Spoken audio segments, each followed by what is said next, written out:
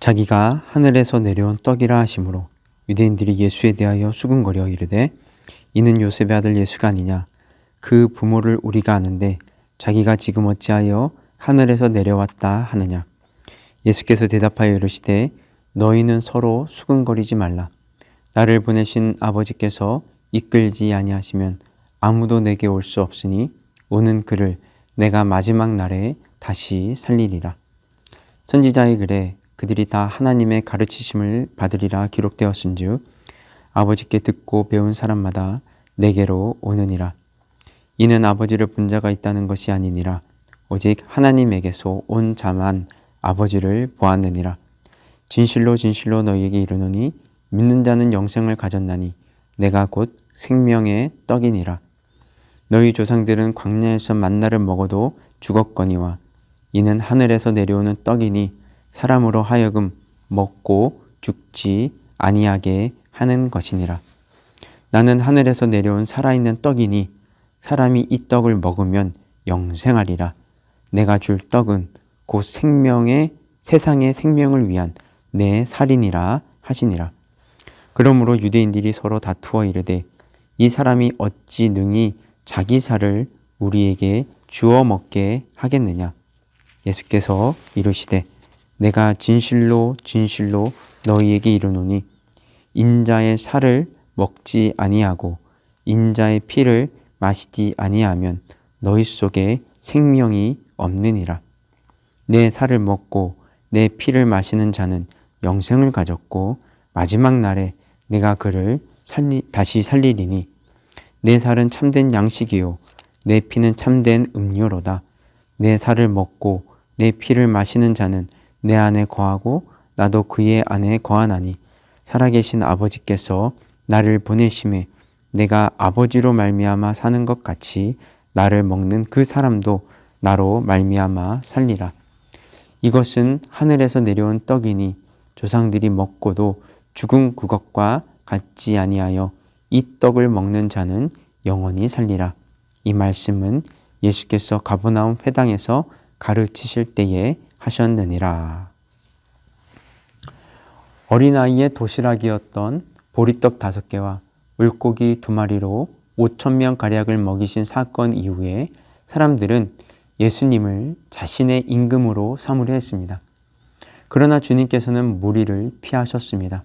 주님께서는 자신을 가리켜 하나님의 떡, 생명의 떡이라고 말씀하시며 오직 믿음만이 영생을 얻는 길임을 말씀하셨지만 사람들은 그 말씀의 의미가 무엇인지를 깨닫지 못했습니다. 예수님의 말씀을 들은 유대인들은 예수님이 누구의 아들이며 어디에서 자랐는지를 알고 있다며 수군거리기 시작합니다. 아니, 우리가 저의 아버지 요셉을 아는데 우리가 아는 요셉의 아들이 하늘에서 내려온 떡이라고? 말이 되는 소리야. 말이 안 되지. 서로 수군거립니다. 수군거리는 유대인 무리들을 향해 주님께서는 수군거리지 말라고 명령하십니다. 오직 하나님께서 이끌지 아니하시면 아무도 내게로 올 수 없다고 강조하십니다. 진실로 하나님께서 허락하시지 않으시면 아무리 가까운 곳에서 주님의 음성을 듣고 친히 눈으로 보더라도 믿지 못한다는 것을 유대인들이 증명해 보여주고 있습니다. 주님께서 우리 한 사람 한 사람을 이끌지 아니하셨다면 우리는 이 자리에 있지 못했을 것입니다. 가만히 생각해 보십시오. 2000년 전에 주님께서 행하셨던 보리떡 5개와 물고기 2마리로 5,000명이 넘는 사람들을 먹이신 사건을 직접 목격하지 않았어도 죽은 자를 살리고 병자를 말씀으로 낫게 하시며 무리를 걸으시는 주님을 두 눈으로 목도하지 않았음에도 우리는 현재 이 자리에 있습니다. 하나님께서 우리 한 사람 한 사람을 당신의 은총으로 이끄셨기 때문에 가능한 일이었습니다. 주님께서 십자가 위에서 자신을 버리심으로 우리를 구원하실 것이라는 그 큰 비밀을 말씀하심에도 유대인들은 알아듣지 못하고 서로 다투었습니다. 오래전 광야에 내렸던 만나는 그 당시 사람들에게 하루하루 살 수 있게 했지만 영원히 살게 하지는 못했습니다. 광야에 내렸던 만나는 생명의 떡이 아니었기 때문입니다. 그러나 주님께서 친히 흘리신 살과 피를 먹고 마시는 자는 영원히 살 것이라고 주님께서 약속하셨고 그 약속은 이미 이루어졌습니다. 주님께서 우리 안에 거하십니다. 우리는 주님 안에 거한다는 것은 믿음으로 그리스도와 연합한 삶을 산다는 의미입니다. 이론이나 말뿐만이 아니라 실제적인 행위로 산다는 말입니다. 그렇다면 성도님들의 삶 속에서 어떤 실제적인 행위로 주님께서 우리 안에, 우리가 주님 안에 거하고 있음이 드러나고 있습니까? 여전히 생각으로, 이론으로만 믿고 있다면 생명의 떡은 생명의 떡이 아니라 그림의 떡으로만 남아있게 될 것입니다. 주님께서 우리 안에, 우리가 주님 안에 거하시고 있다면 우리의 손과 발은 주님께서 진실로 원하시는 모습대로 사용되어져 풍성한 열매를 거두고 있을 것입니다. 풍성한 열매란 죄 가운데 걸어가는 자신을 추슬러 일으켜 세우는 것입니다. 또한 자신만을 위한 풍족한 생활인 부와 번영을 삶의 목적으로 삼지 않고 더불어 살아가라 명하신 이웃을 위해 바른 그리스도인으로 서 있는 것입니다.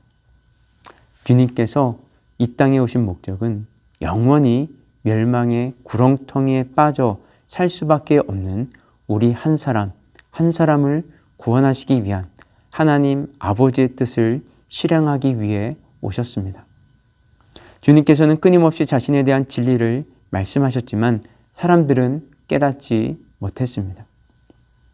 주님께서 우리 안에 거하시고 보잘것없는 우리를 주님 안에 거하게 하신 하나님의 사랑을 오늘도 우리의 삶의 현장에서 맛보는 복된 하루가 되시기를 주님의 이름으로 축복합니다.